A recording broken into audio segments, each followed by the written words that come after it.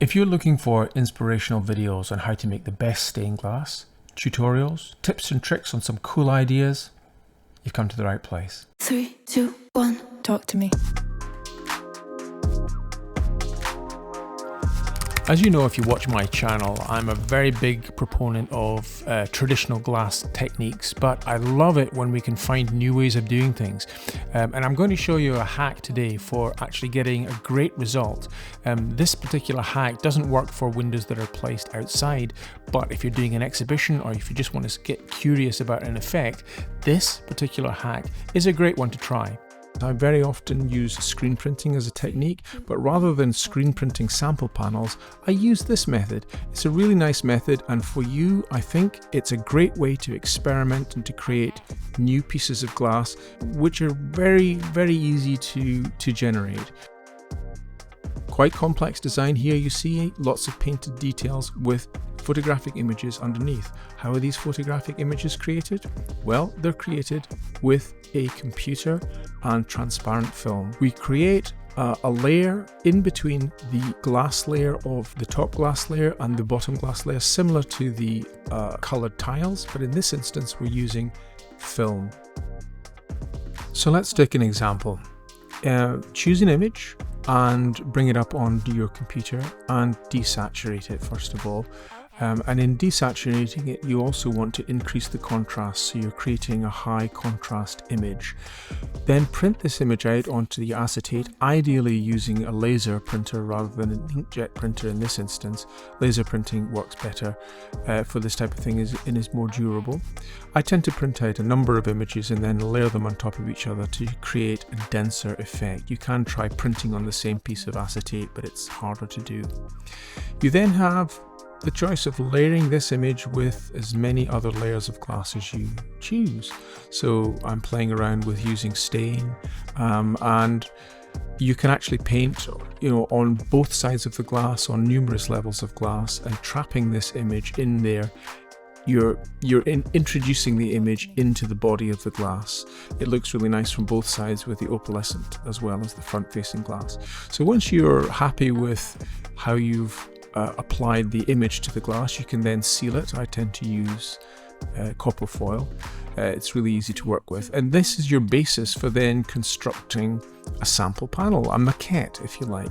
I often make them into traditional stained glass windows, so I'm using a lead profile, but you can simply dry glaze them if you want as well. Here's an example that I've shown earlier, which is made into a traditional stained glass window with lead, and you can have painted effects on the front and on the back, and it's just a really nice way of experimenting, and it's very cost effective to create some ideas before you sort of launch into a larger project. So I think it's important to say that these techniques are simply ways of experimenting with how a finished product might look. These are not finished products in any way. Certainly the layering effect is something that I use in order to get a quick result. There is no substitute for hand painting glass. There is no substitute for good quality screen printing. And some people, the purists among us, will say that screen printing is not appropriate for artworks either in glass.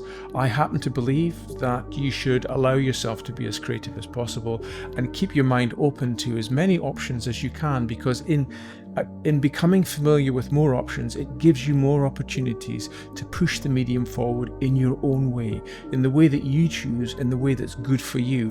So there are more ways to work in glass than the traditional way, and this example here is simply one way in order to get a quick result. It's simply a method for experimenting with glass and experimenting with layers, and I think it's important to sort of be able to think in terms of not just a single two-dimensional membrane of glass that you look at, but you actually might be multifaceted. It might have quite a number of layers with lots of interweaving effects, some receding to the background, some in the foreground.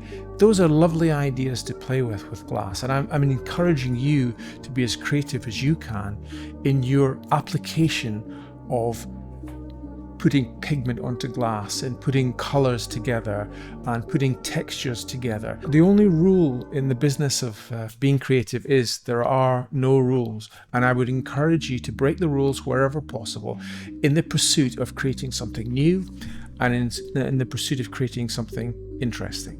And by the way, if you like the contents of my channel, please leave a like and subscribe, as it really does help us get this information out to as many people as possible. And your help is really appreciated. So please leave comments and suggestions for future videos, subscribe, pass it on to as many people as you think might be interested, and I'll see you in the next one. Bye for now.